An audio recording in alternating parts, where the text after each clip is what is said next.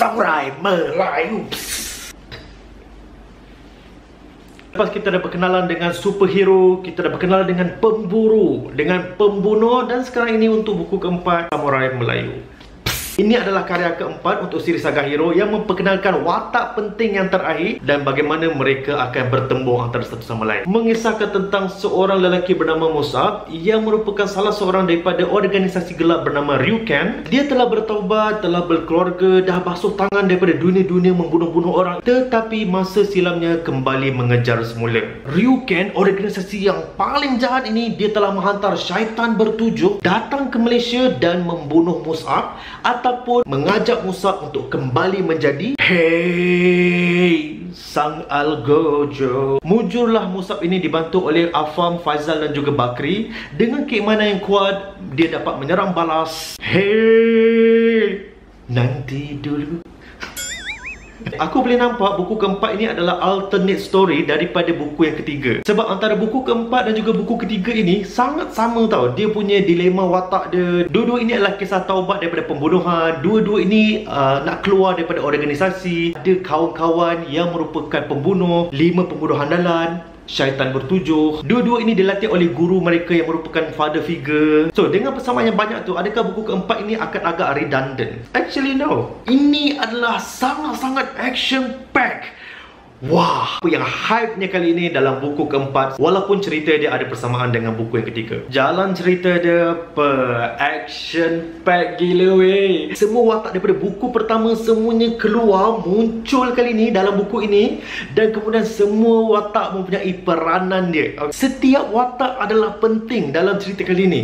Aku sangat appreciate di mana watak Amirah pun ada reason dia. Watak Umair, Pak Arbi, semua watak sampingan yang berada di belakang kini memainkan peranan yang sangat penting di dalam buku yang keempat ini.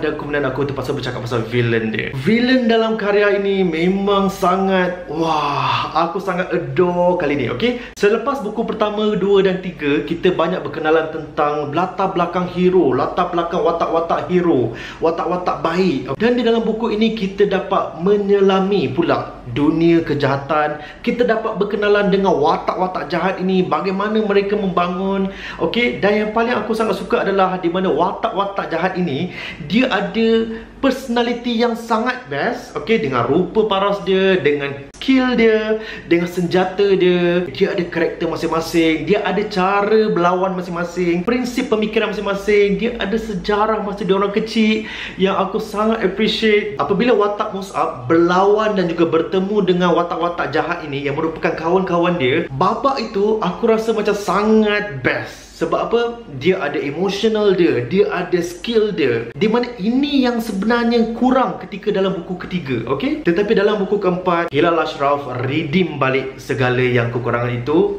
Nice. Wah, villain ni membuatkan aku tak tahu yang hero akan menang ataupun tidak. Kita macam tertanya-tanya lah, sebab dia punya level kekuatan dia, creepiness dia, diorang tak takut untuk melakukan satu benda yang di luar expectation, dan action dia tak putus-putus. Korang tak akan dapat duduk diam, okay? Dalam buku ini, korang tengah beraksi dekat dalam babak yang ini, di tempat lain juga sedang beraksi, okay? Korang ada dua benda yang korang akan fikir serentak. Alamak, ini macam mana? Alamak, ini macam mana? Ini tengah mengejar masa, mereka berkumpul, skill mereka bergabung. Sangat puas gila kot. Aku rasa macam ini adalah final book tau, dia punya feel dia. Dan aku sangat appreciate di mana kali ini Hilal Ashraf dia tak takut untuk melakukan tragedi ngeri kepada watak-watak yang penting, yang membuatkan cerita ini lagi cool. So, the plot twist, walaupun aku dah di-spoilkan, okay, tetapi kerana spoil tu lah yang membuatkan aku teruja nak baca Saga Hero ni.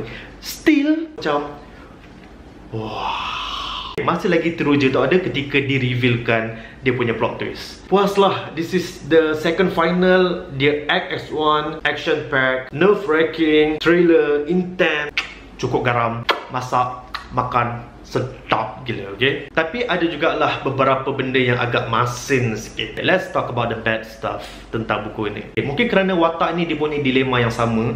Jadi ada part apabila watak itu dia sentiasa berduka. Dia macam, kenapa Tuhan, agak Tuhan terima aku ke tidak? Bit redundant lah sikit sebab dia dah diulang dalam buku ketiga. Tetapi tak banyak lah, dia tak adalah mengganggu sangat. Jadi aku katakan dalam buku ini every watak memainkan peranan yang penting. Masing-masing menunjukkan skill masing-masing, mengeluarkan mereka punya kekuatan. Bakri sangat nice. Dia seorang pemburu, dia menunjukkan skill dia. Afam sebagai hero, macam Iron Man, dia menunjukkan skill dia. Musab, of course, samurai. Dia yang paling beraksi dekat dalam novel ni. Faizal, yang merupakan seorang pembunuh upahan, sangat John Wick. Tapi dalam karya ni, dia macam dilupakan sikit. Kadang-kadang aku nampak watak Faizal tu macam just supportive karakter je. Kebanyakannya Bakri banyak overshadow Faizal. Mungkin sebab watak dia tu, dia punya cara dia berlawan tu sama macam Bakri, pemburu. So aku lagi appreciate kalau Bakri dengan Faizal dapat diseparatekan sekejap, okay, supaya Faizal boleh menunjukkan dia punya aksi. Ada babak yang diorang separate, okay, di mana Bakri terpaksa tinggalkan Faizal. Tetapi babak Faizal ini tidak ditunjukkan dengan jelas apa yang dia tengah buat, okay. Hanya ada dialog yang jangan pandang rendah kepada Faizal, dia pernah kalahkan beratus ninja sebelum ini. Tapi babak Faizal tu beraksi tak diceritakan, okay? Tahu-tahu je macam, oh dah settle. So, aku harap dalam buku kelima, watak Faizal ni dapat menonjolkan lagi dia punya skill, okay? Sebagai pembunuh upahan yang ala-ala John Wick. Dan Faizal ni dia ada a bit, dia suka kira orang yang dia bunuh tau. Itu yang membuatkan dia cool. Dia macam 1, 2, 3, 4, 5, 6. Dia kira orang yang dia bunuh. Tapi sayangnya habit tu dia dah tak ada dalam ni. So hilang dia punya keunikan dia lah. Untuk nak memulakan cerita ini, okay, agak berat sikit bagi aku ya. Sebab kita berkenalan dengan watak syaitan bertujuh. Nama diorang saja nama Jepun. Setiap mereka tu ada senjata masing-masing dalam bahasa Jepun. Ngujur jugalah Hilal Ashraf ada buat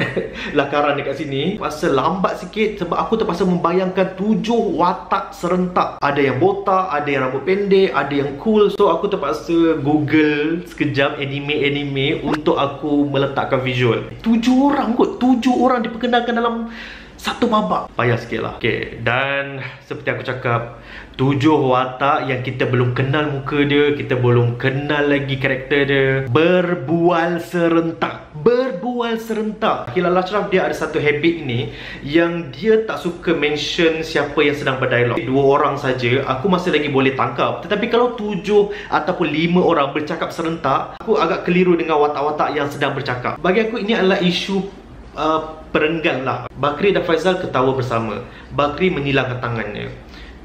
Jadi apa pendapat kau?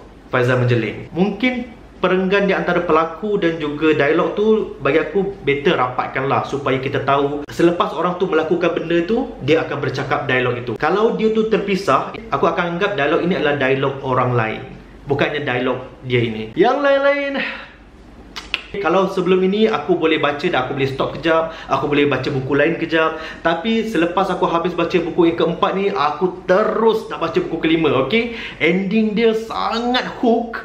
So, ini adalah definitely 5 star, okay? So, kita tengoklah dalam video akan datang.